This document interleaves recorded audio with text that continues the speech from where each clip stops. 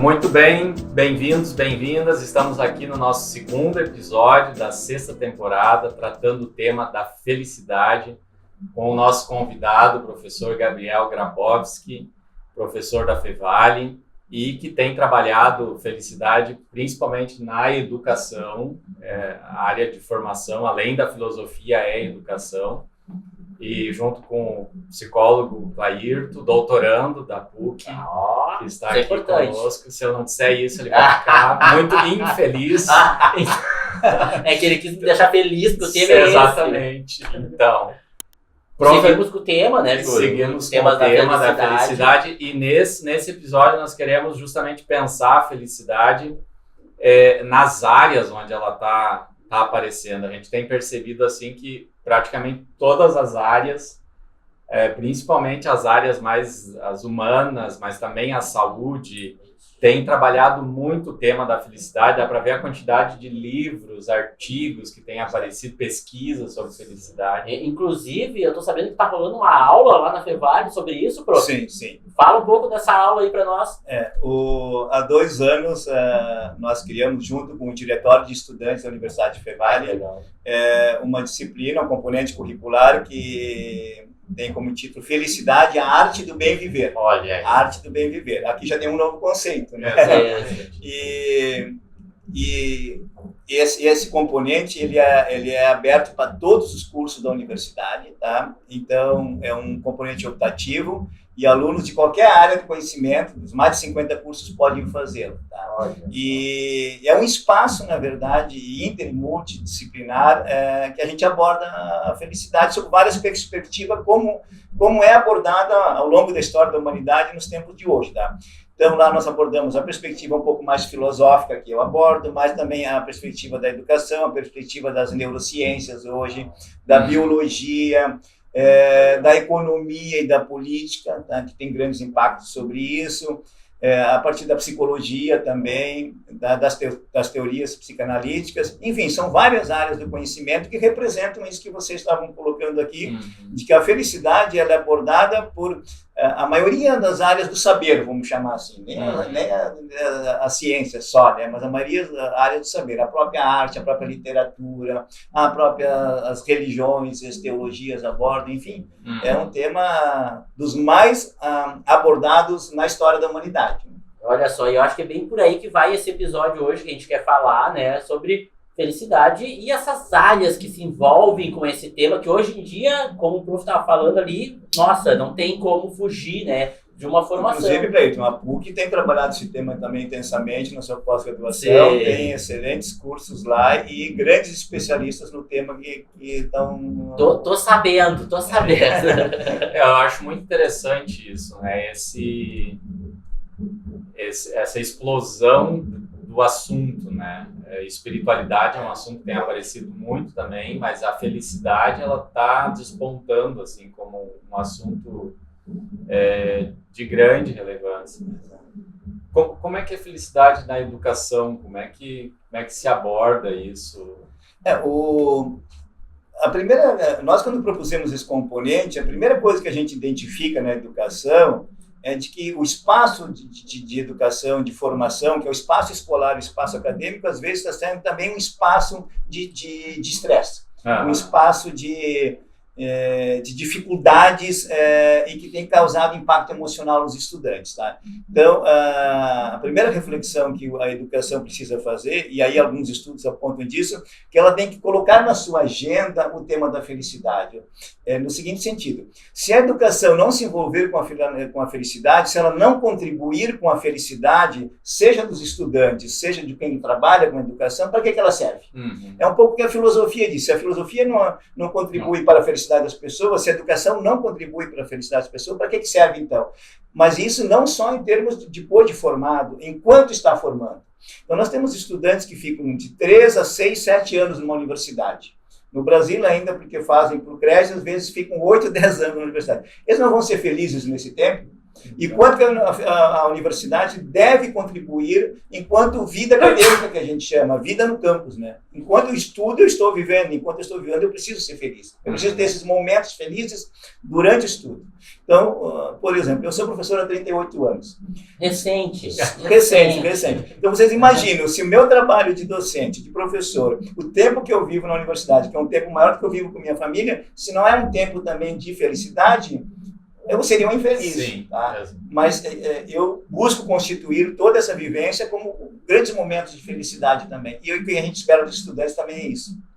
Então agora, toca a pergunta pro Júlio, na área dele agora. Vamos matar esse jogo aí agora. Ele já levantou, que é o campo de teologias, que tem abordado isso muito forte, mas principalmente a contribuição da espiritualidade para a felicidade. E aí, fala aí agora, Júlio, quero ver matar esse jogo aí. Mas é muito legal isso que o professor, vou puxar um pouquinho aqui de volta, a educação, se não contribui para a felicidade, e não só a felicidade lá no fim, depois, né? Porque tem muito essa ideia, assim, você se sacrifica, e um dia você vai ser feliz, né?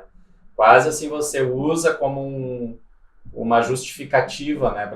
Para passar tanto trabalho, né? Às vezes tem essa ideia, né? E o que também não é, né? A felicidade ela tá no caminho, né? Não está só na chegada. Isso, às vezes, nós, professores, educadores, pelo nosso discurso, a gente acaba intensificando, inclusive, isso aí, na medida que a gente...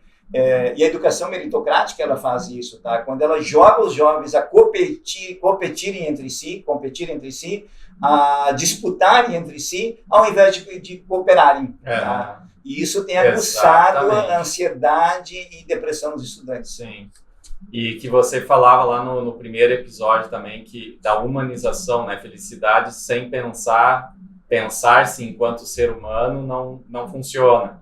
E a educação, me parece, justamente o propósito dela é humanizar, né? Criar uma consciência de ser humano, de fato, né? O que às vezes também parece que não existe isso, né? O que é uma pena, né? Eu vejo duas grandes funções da educação. Eu sempre começo minhas aulas fazendo a pergunta: para que serve a educação?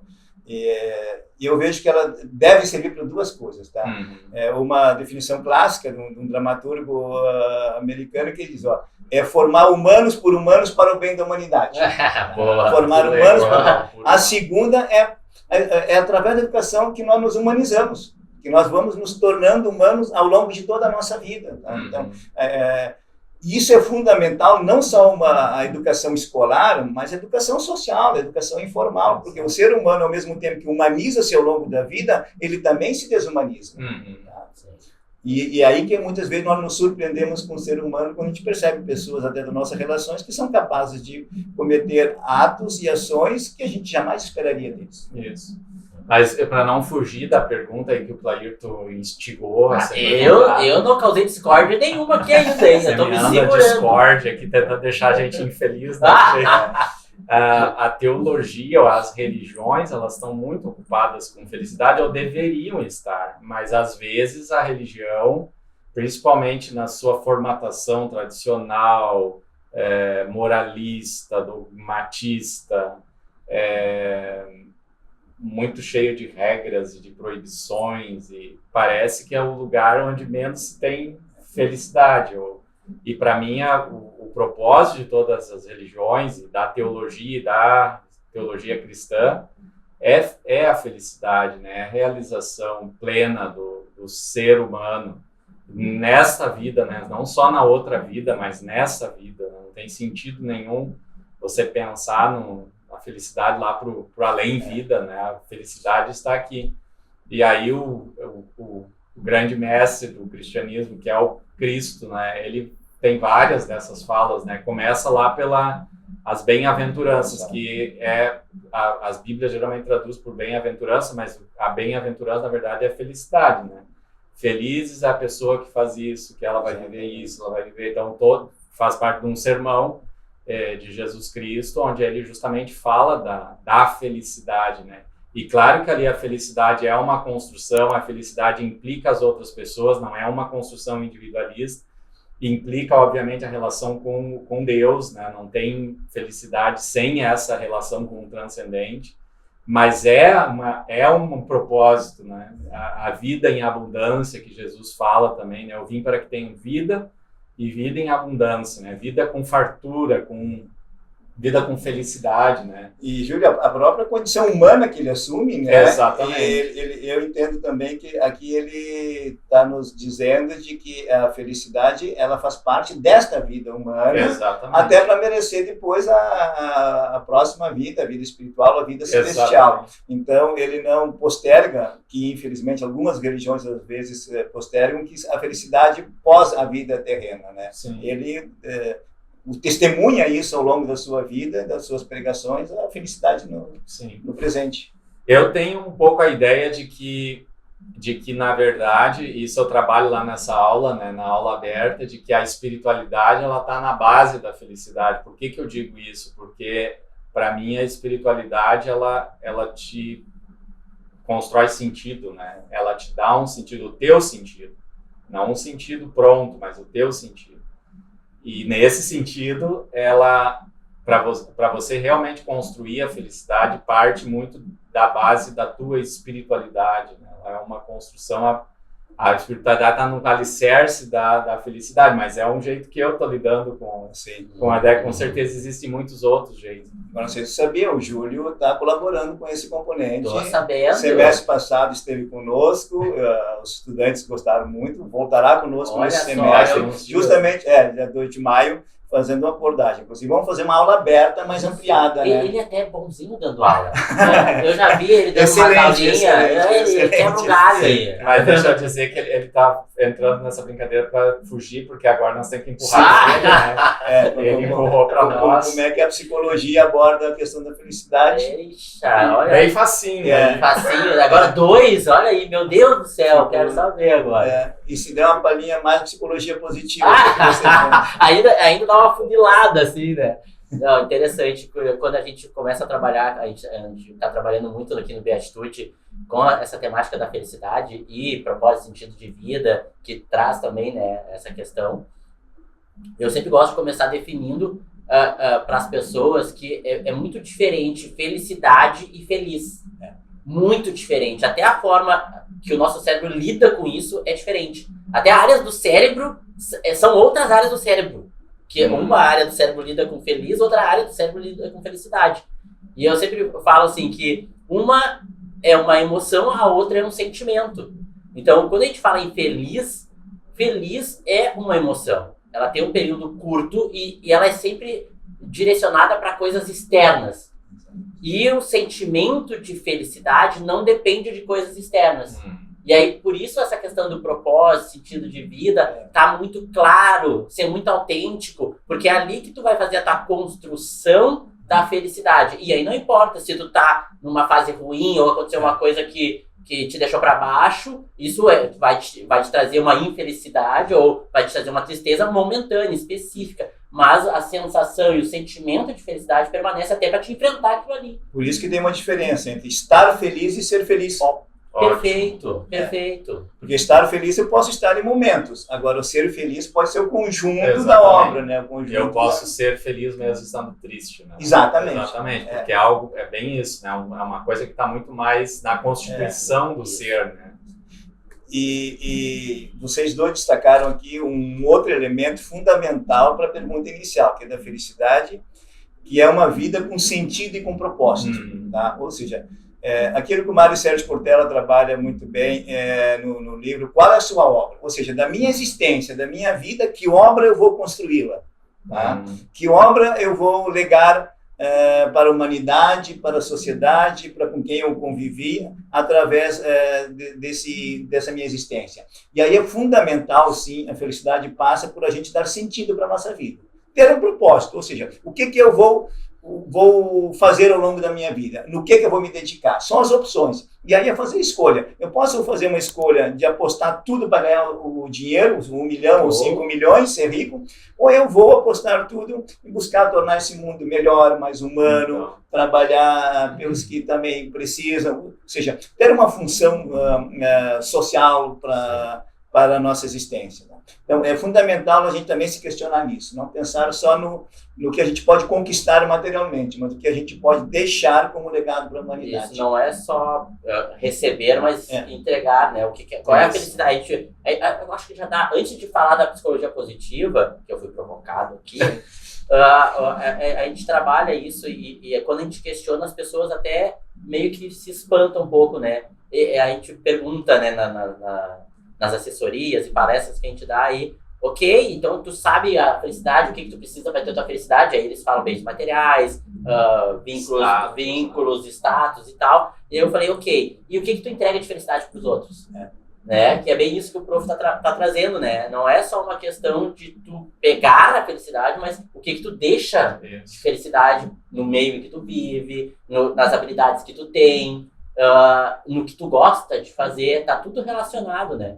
E é muito interessante que as pessoas, elas pensam em que a felicidade tem que vir, elas têm que ter. E na hora que tu sabe que tu é um ser que proporciona felicidade pro outro também. Sim, e que você vai ser feliz proporcionando felicidade, exatamente. Que é isso que as pessoas às vezes não se dão conta, né? Que você às vezes é muito mais feliz fazendo alguma coisa, né, para as outras pessoas. Praticando a gratidão, ela te dá recompensa. Exatamente. E aí, inclusive, tem algumas áreas da medicina que os médicos estão receitando trabalho voluntário, trabalho social, porque isso lhe causa um bem e que vai lhe ajudar a ser feliz. Sim, diz que o altruísmo, né, causa essa sensação.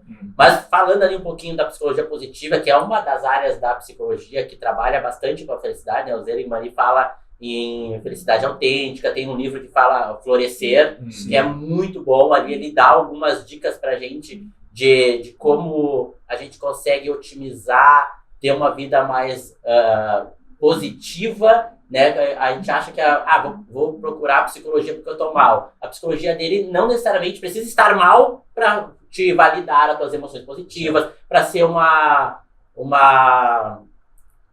apoio para caso, quase uma reserva, assim, sim, né? De conteúdo, de conhecimento, para não precisar ser uma medicação que tu vai lá e toma e melhora. Não, como é que chama? Agora fugiu a palavra. É como se fosse... Uma preventiva. Preventiva, isso. Essa psicologia positiva, ela trabalha com essa prevenção. Não precisa esperar estar mal para a gente conseguir conquistar essas questões. E é muito interessante esses dois livros, e daí tem ali o jeito Harvard de ser feliz, né? Que trabalha isso também. Muitas pesquisas fora do Brasil também, que a gente se apropria um pouco disso, né? Sim. Não, acho que é importante para quem tiver interesse de avançar nisso, e aí disponível aí no YouTube, outros canais, tem vários estudos, pesquisas sobre as pesquisas de Harvard, né, como você mencionou. Inclusive, essa universidade, ela chegou a criar a chamado modo Harvard de ser feliz, ou seja, o modo de ser feliz deles, que tem como embasamento a psicologia positiva, mas ela tem resultados muito interessantes, que está em consonância com o que nós acabamos de mencionar. Após 75, 80 anos de pesquisa, qual é a principal conclusão? De que as pessoas mais felizes são as pessoas que mais convivem com os outros. Tá? Ou seja, são as relações de convivência, de amizade que nós estabelecemos ao longo da nossa vida que nos tornam mais felizes. Então, quem tiver interesse vai verificar lá que nós chegamos de que a felicidade ela depende da nossa vida em comunidade, da nossa vida em sociedade. Tá? Não é novidade para os gregos. Os gregos atribuem. O que era a polis? A polis era vida em cidade, era vida em comunidade. O que Harvard está apontando? Tem que ter mais vida social, mais amigos. Tá? E olha que interessante que na sociedade de hoje se vai muito por essa via do individual, né?